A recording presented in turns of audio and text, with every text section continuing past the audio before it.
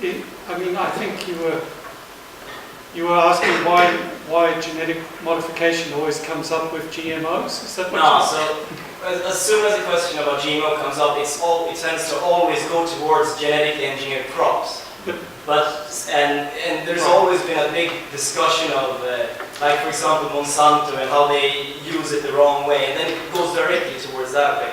My question is, or what I want to elaborate on, is to hear your views, I guess, how this tends to hide the possibilities of biotechnology and GMO in other ways than only genetically engineered crops. Yeah. What other ways are you referring to? Like biotechnology, like for example, biofortified food that you were saying, Valdemar, like for example our project or other projects within IJA. Microbes, animals as well, perhaps. Yeah. Yeah, I think so. I mean, for sure, some of the problems that we realize with crops is that they might spread the genes. That problem we wouldn't have with animals. I mean, you might have different problems if you look into different organisms that you modify. And also, for instance, microbes might be even more difficult to control than crops. But I think that the discussion around Monsanto and so on has been negative. Of course, also affected the other types of organisms. I mean, the research in those fields. I think so. I know that the companies working with dairy products like cheese, they of course already have GMO bacteria in their culture collections that would make cheese production quicker, more reliable, etc. But they would take the risk to use those microbes. It wouldn't be any risk, I think, also. They would get approved if they would like, I would guess, but they don't dare to do that because of the consumers.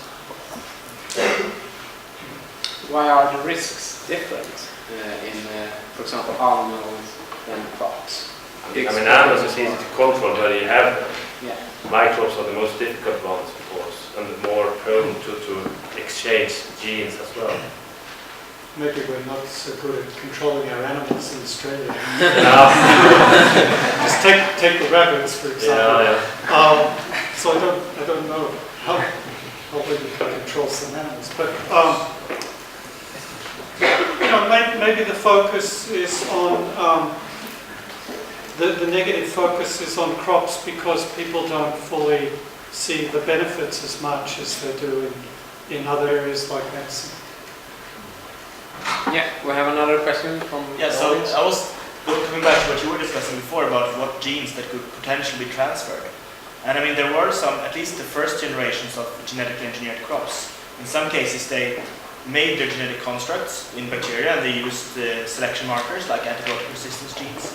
And in some cases, these were actually left in the final crop, where they don't really have any function anymore.